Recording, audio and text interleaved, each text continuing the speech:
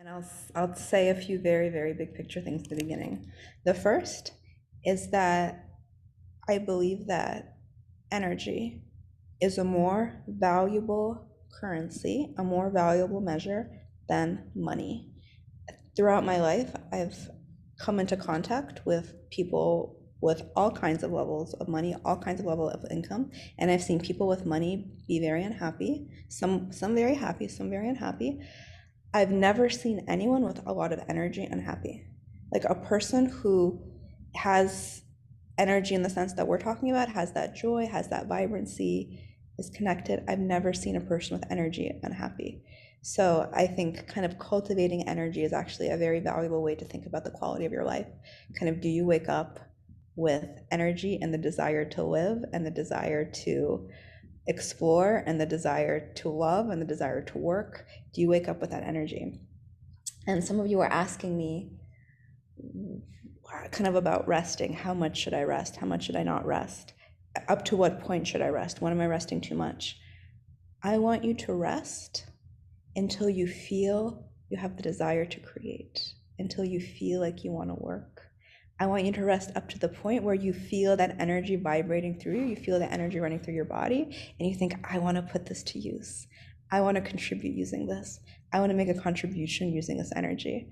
I want to do something nice for someone, right? When you're burnt out, you could still be doing nice things, but you don't have that like desire. I want to do something nice for someone. You're just like, God, let me rest. Leave me alone, all of you people. I'll be compassionate because I took the class, but I really don't want to deep inside. So rest until it's very joyful to create from that place of, I rested and now I just need to work. And I hope for you that you can find that balance to get the rest you need to get to that place where you want to create, you want to contribute, you want to make the world a better place. And it can sometimes take a lot of rest if you're really burnt out, but you'll get there. The best meditation classes that I've created for this community have been after like a week of not touching technology and just being in nature. And from that place, your authentic voice starts to be born. Your authentic contribution starts to be born. You're connected to yourself when you've had proper rest. So that's the very big picture of, oh, well, how much rest should I have? And you're like, oh, please, now I want to work. And we need both. We need rest and we need work. And another big picture point, to answer the question, why is it important to really listen to yourself and do what you want? It's that it's your path in your life to do certain things, to have certain experiences, just part of your path. When you do those things, you feel energy, you feel energized. And that's the universe's way of saying, yes, keep going. And when you don't do those things, you actually feel a lack. You feel like something is missing.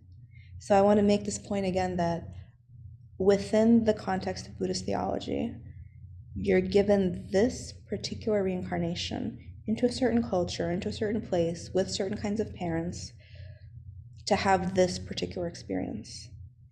And it feels like within that, there's no map, but there is a map. Your map is the energy level that you have. Your energy level is your map as to where it is you're going. If you're on the right track, you'll have energy. If you're with the partner you love, you'll have energy. If you're doing the work you love, you'll have energy. If you're in the right place at the right time, you'll have energy. And you're constantly kind of trying to feel out all of these at the same time and to create as many of these as possible. But you'll know that you're on the right track because you will wake up with joyful energy in the morning. And again, that's like it takes a lifetime to realize what that is, of listening to yourself. One way you listen to yourself is through these meditations. When it seems like, oh, but how do I listen to myself? One is try to get the proper rest, so you get times of quiet without stimulation. And another one is these meditations with the breath, with the body scan, with self-compassion. They're all ways of listening to yourself. It's Elizabeth. My goal is to help you follow the path to happiness with these videos. There's always something new each week. Subscribe to this YouTube channel so you see them. I'll see you soon.